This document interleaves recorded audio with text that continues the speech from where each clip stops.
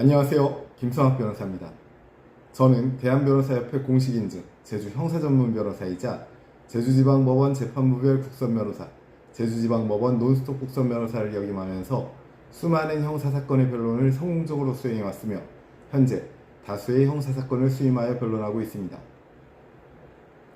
형사사건 중 공무집행방해죄는 경찰관, 소방공무원, 공무수행 중인 공무원을 대상으로 발생하는 경우가 많아 수사기관과 법원이 엄중하게 바라보는 범죄 유형입니다.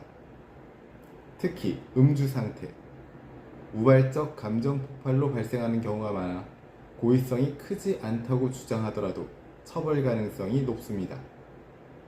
그러나 구체적이고 실현 가능한 재발 방지 계획을 준비한다면 실형을 피하고 벌금형이나 집행유예 등으로 선처를 받을 가능성을 충분히 높일 수 있습니다. 오늘은 제주 공무집행방해 변호사의 시각에서 재발방지 계획이 왜 중요한지 그리고 어떻게 준비해야 하는지에 대해서 설명드리겠습니다. 형법 제136조에 따르면 공무집행방해죄는 5년 이하의 징역 또는 1,000만원 이하의 벌금에 처해질 수 있습니다.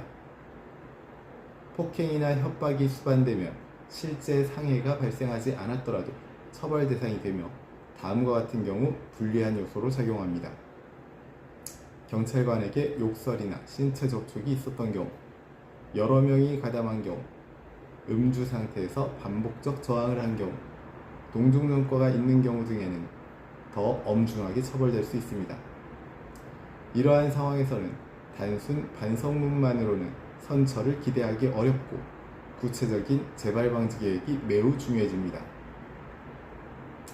법원은 양형 판단 시 다음과 같은 요소를 중요하게 고려합니다. 진지한 반성 여부, 범행의 우발성, 재범 위험성, 사회 복귀 가능성. 이 중 재범 위험성을 낮추는 가장 강력한 자료가 바로 재발방지 계획서입니다. 형식적인 사과문이 아닌 다시는 같은 일이 발생하지 않도록 어떤 노력을 할 것인가를 구체적으로 제시해야 합니다. 효과적인 재발방지 계획의 핵심 구성 요소로는 첫 번째는 범행 원인에 대한 명확한 분석이 필요합니다. 단순히 술에 취해 판단력이 흐려졌다는 표현보다는 음주 습관, 분노 조절 문제, 스트레스 관리 실패 등 구체적인 원인을 인정하는 것이 중요합니다. 두 번째는 실질적인 개선 노력을 제시해야 합니다.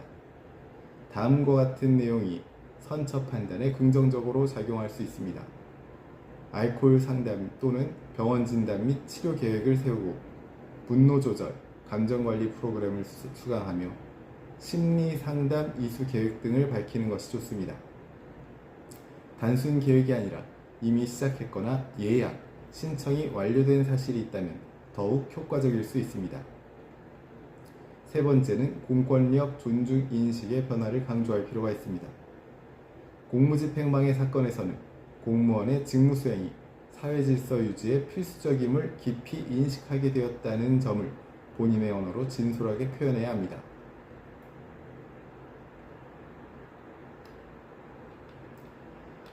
공무집행방해 혐의에서 선처를 받기 위해서는 단순한 반성이 아닌 구체적이고 실행 가능한 재발방지 계획이 핵심입니다.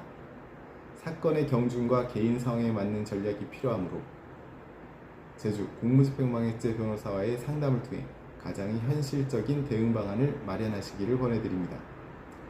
현재 공무집행방해 혐의에 대한 법률적 도움이 필요하시다면 언제든지 제주 형사전문 변호사 김성학 법률사무소를 찾아주시면 신속, 정확한 해법을 제시해드리겠습니다.